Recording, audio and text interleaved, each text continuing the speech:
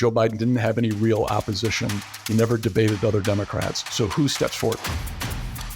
You're listening to the USSC Briefing Room, a podcast from the United States Study Center at the University of Sydney, where we give you a seat at the table for a USSC briefing on the latest developments in U.S. news and foreign policy. We'll cover what you need to know and what's beneath the surface of the news. Hello, my name is Jeremy Monitor, and I'm the Director of Research at the U.S. Study Center. And before we get started today, I first want to acknowledge the Gadigal people of the Eora Nation, pay my respects to their elders past, present, and emerging. So we have just seen the debate, the first of two debates scheduled, but there's never been more question in the campaign thus far about that next debate. And will it even be the same people? Because the debate that we just witnessed was quite a remarkable one that very well may change the trajectory of this campaign more than any other single event in recent months.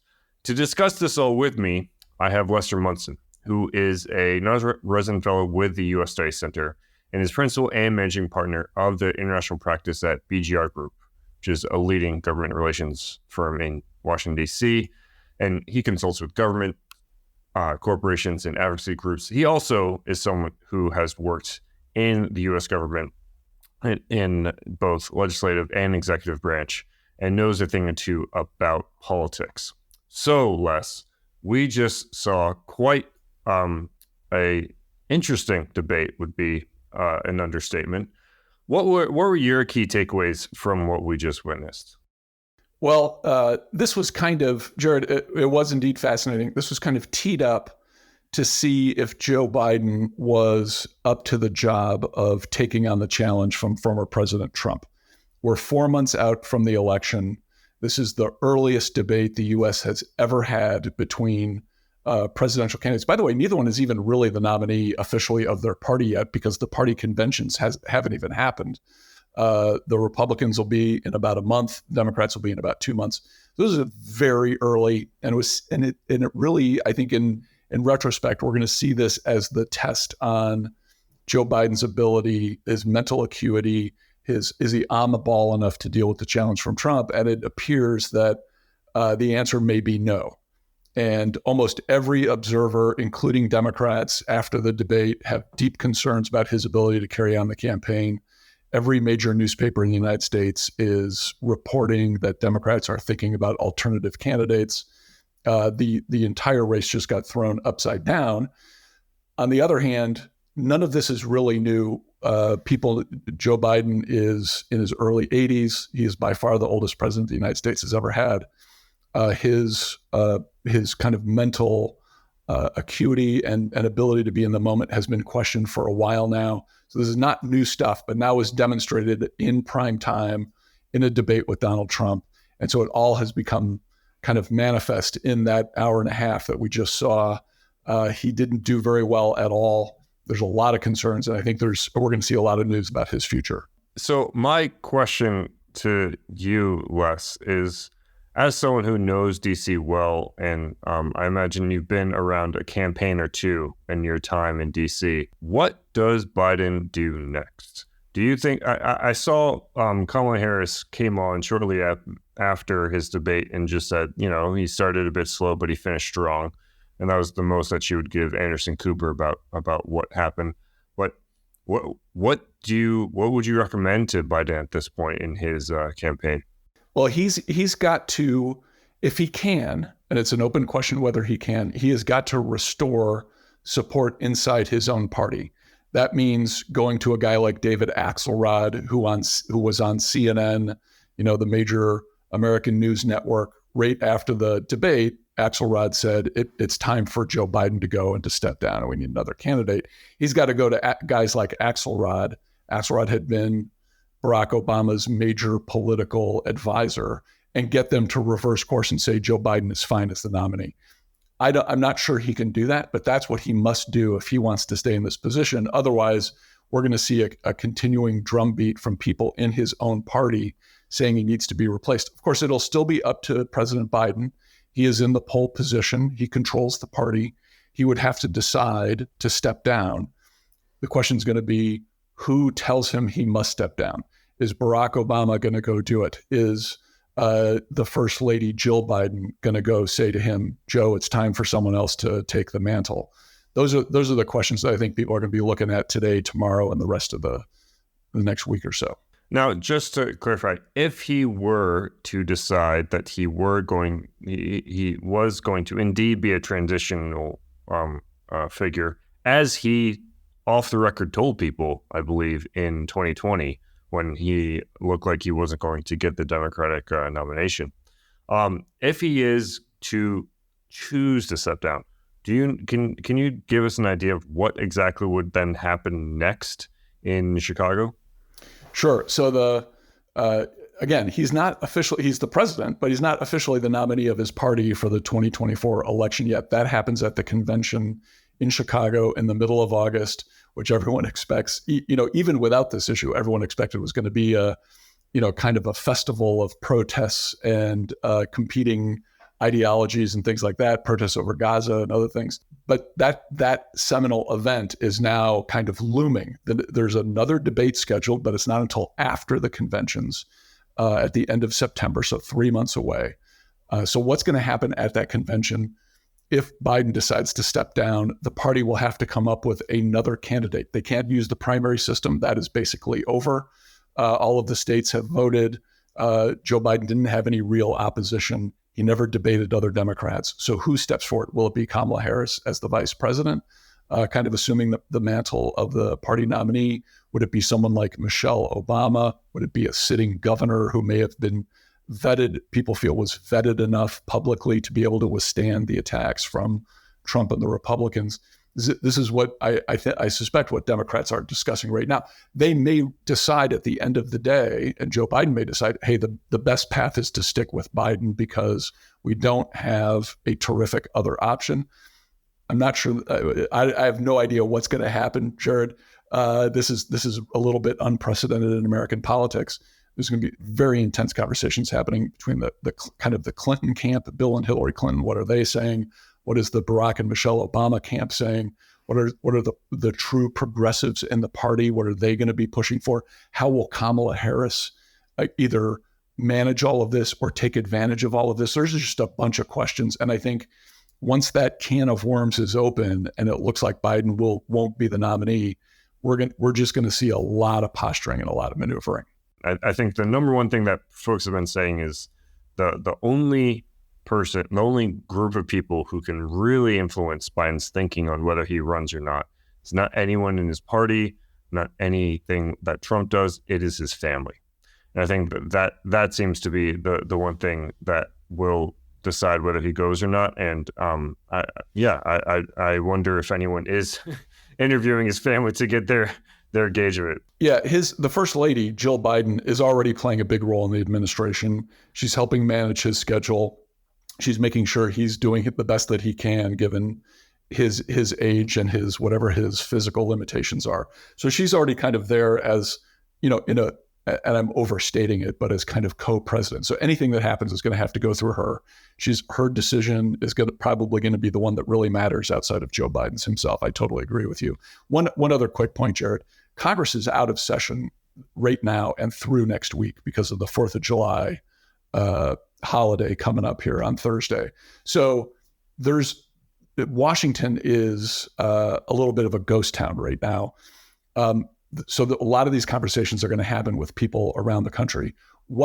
And you're right, what happens today and by Monday matters, but also what happens by the following Monday, Tuesday, when members of Congress come back from having been in the states. If this isn't resolved, those Democratic members in particular are going to have a lot to say about what the situation is, and they may be demanding certain things, either that Joe Biden stay or that he go or that a certain other person replace him. So I think it's not just the tempo of the next few days, it's probably the next 10 days that are really going to be dispositive here, because once the Congress comes back and they're all in the same place, and they're all having lunch with each other, which is what they do, then you're going to start to see a lot of folks talking on camera and off camera about what should happen. This was Biden's own doing. His campaign wanted a debate this early.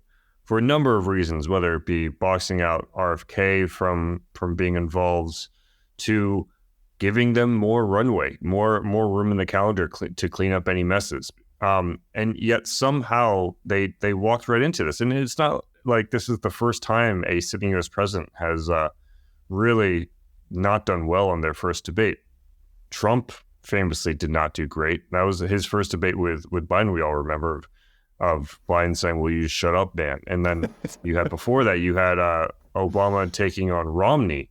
And, I remember Andrew Sullivan, the famous writer, saying that, this is the night that Obama lost the re-election to Romney, and a lot of hyperventilating there. Do you think that some of this is that? Do you think this is recoverable? Well, Jared, I think, well, we're going to find out. I don't know. It is notable to me that almost every single public Democrat, except possibly Kamala Harris, is saying Biden should step down. It is almost across the board. Obama people, Clinton people, members of Congress are saying this. In the various work that I do, I'm on text threads with some former members of Congress on the Democratic side. They're all saying he's got to step down. I mean, this is very widespread, is my sense, inside the Democratic Party. That's a big deal. It's going to be hard for him to reverse that. Every single major paper, as we said, is talking about this issue, is writing about it. It's very much out there.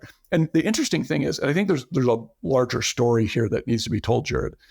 None of this is new. Everyone knew that Joe Biden was 81 years old.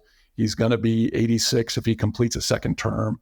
He's clearly lost a step or two mentally in his various public appearances. He's not done terrifically well.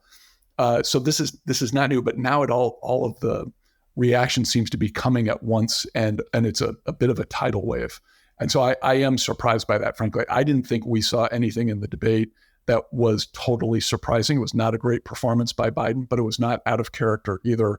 But I think this thing has been building for a while, and these concerns that everyone's kind of had in the back of their head are now in the front of their head. And he's going to have to deal with that. I'm not sure he can. If he can, it'll be one of the great political feats of all time, kind of reverse engineer this and get back the support of his party. So maybe that's possible. It'll help him if there's no real viable alternative. If a viable alternative emerges in the next few days, then watch to see how much support goes around that person, lifts them up and provide, and then, it would have to be done in the right way. Of course, you can't be antagonistic here. But if a person emerges, whether it's Michelle Obama or Hillary Clinton or Governor Whitmer from Michigan or Governor Shapiro from Pennsylvania, someone like that emerges, or Kamala Harris herself emerges as a viable alternative, then I think it's going to be really, really hard for Joe Biden to undo this. I mean, I have to think, I'm not sure on Democratic primary law, but I believe that he can give his delegates or tell his delegates to vote for someone else, essentially, because he's won all those races.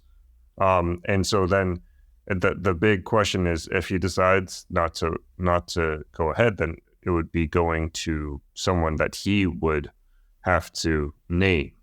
And interestingly, when David Axelrod on CNN spoke about the need for there to be someone else taking the helm of the ticket, he spoke to the Republicans on set saying, "You better be afraid, because if us Dems, if we have a different candidate, you're going to be in trouble." Because I think he's looking at the fact that so many politicians poll better against Donald Trump than Joe Biden does right now. Do you have any politicians that you think would be the most have the greatest chance of taking on Trump in November? Well, I think a couple of thoughts that maybe aren't in the kind of in the mainstream. One is, I think Kamala Harris is more formidable than a lot of people think. She's got the support of the African-American community in the United States. That's a big deal for Democrats. That is a super important constituency for them. They cannot just disregard that at all. Then they're going to be in deep, deep trouble. So I think I would pay very close attention to her. Her public appearances have not been fantastic. to be frank, and she's not viewed as a major political talent, but that kind of lowering of expectations can help her going forward. The other person I'd keep an eye on is Joe Manchin. Joe Manchin has kind of moved to the middle over the last few months. He's, I think, declared himself an independent. He said he's going to use his own political fund to support both Democrats and Republicans. He's a charismatic guy. He's of that baby boomer generation that Americans seem to love in their national candidates. He's a little bit younger. He's about in his mid-70s. He's still vigorous physically. He's more than a match, I would say, for Donald Trump on the debate stage. He's a likable, affable guy who really does come from the moderate center. So he's been doing some cagey things over the last year or so. He's got a certain political constituency that he hasn't really tapped into yet. Could he be sitting there as a good option, either at the head of the ticket or maybe as a vice presidential candidate under Kamala Harris? I think I'd keep an eye on Joe Manchin. I guess to also understand what happens next for the Democratic Party, who are the figures you're watching the most? You mentioned how all the major Democratic folks have said it's time for Biden to step down, except for Kamala Harris. But who do you think is the best sort of bellwether for where what happens next? And if they happen to endorse someone or they tweet out a photo of them with someone that is something notable. Is there anyone in particular that you think is, Biden famously is called the weather vane of the Democratic Party because he's always found himself in the middle. Who do you think is that in this instance in terms of if there is a sort of tipping point for the next lead of the Democratic ticket? There's, the Democrats, it could be, first of all, Jared, it could be anybody. This is an unprecedented situation. It has a potential to be very chaotic, but I think people should keep their eye on two people. Former President Obama is still very much revered inside his party, even if he's seen as a little bit too moderate for kind of today's Democratic Party. He did kind of govern from the middle when he was president, even though he himself is very progressive, but his approval rating still very high, widely regarded as a very successful president. The things he says matters. Axelrod, who we've been talking about, David Axelrod, I think is seen as kind of the John the Baptist, if you will, of Barack Obama. He's kind of the advanced guard of whatever message Barack Obama is going to deliver. So Axelrod is kind of the foreshadowing of where Obama's probably going to be. So I'd watch to see if he fulfills that.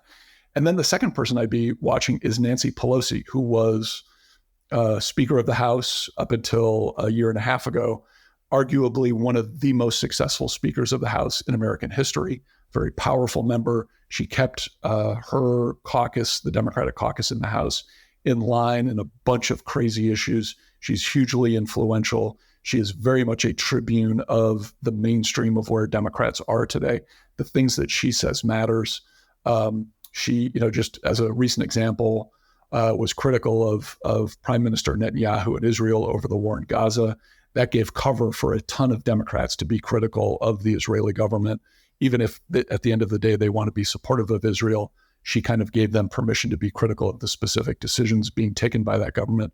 Her voice is going to be one that people pay attention to. So I would watch Barack Obama and Nancy Pelosi. Now, we are going to see the Republican and Democratic conventions in the next couple of months, but we don't see, as you said, a debate until September. What are you watching in sort of the presidential calendar ahead of the conventions? Where is the opportunity for Biden to come back? Let's not forget that it was only a few months ago that he gave a State of the Union address that was widely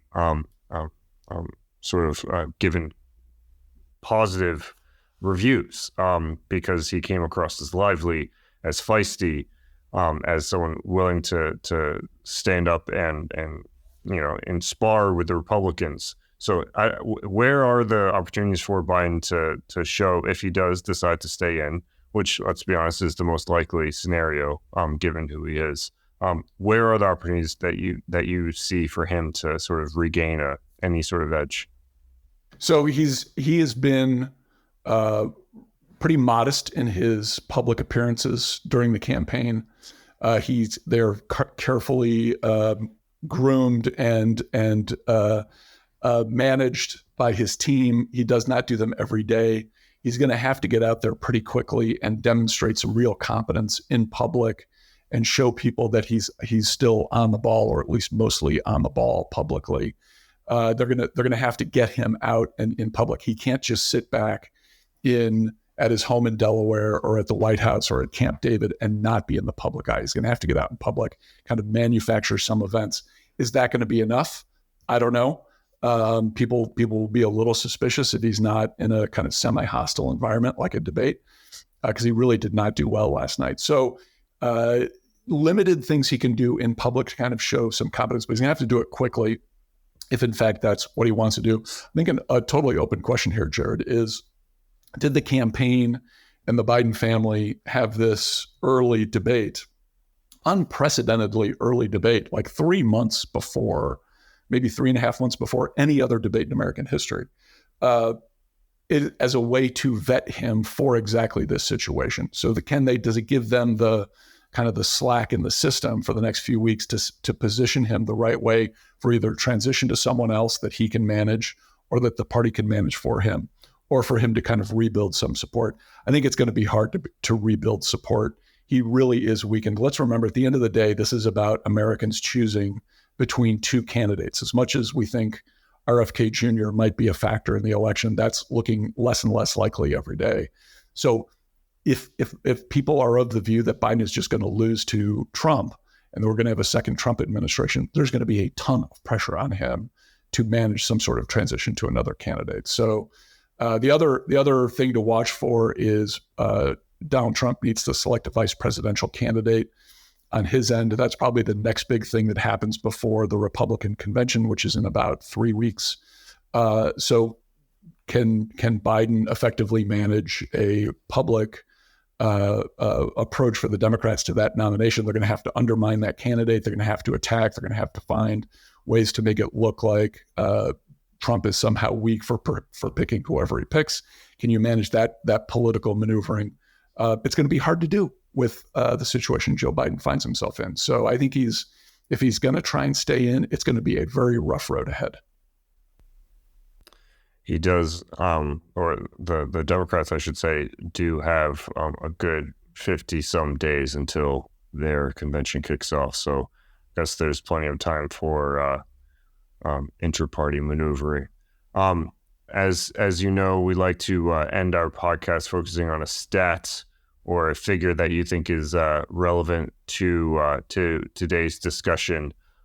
Is there anything that stood out to you that you think is relevant from a statistical or factual basis that you want to share with the audience? Well, I think it's the one thing I would point out that I think makes a bigger difference than people realize. I'm not sure this is a statistic, but the debate last night was before an empty studio. There was no audience.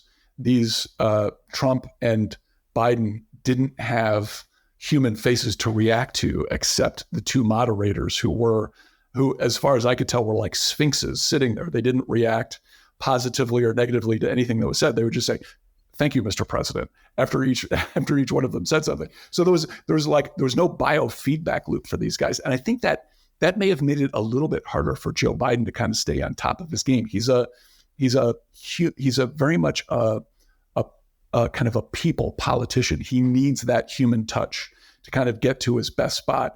Trump does too a little bit, but he seemed to do better in this environment. So I wonder if that, not having the crowd there or any kind of audience at the debate maybe made Joe Biden's performance a little bit worse than it otherwise would have been. Sometimes he's the kind of guy who gets energy from other people engaging with him.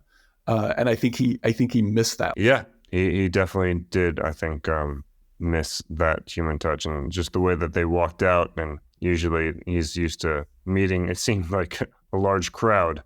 But instead, he just walked out and just said hi to the two moderators, and that was the extent of his social At one point, Donald Trump is saying to the moderators, "Well, he wants to raise your taxes too. You two are going to pay higher taxes." That was all Trump had, as he was trying to get a reaction out of Jake Tapper and Dana Bash. It was a kind of a crazy situation.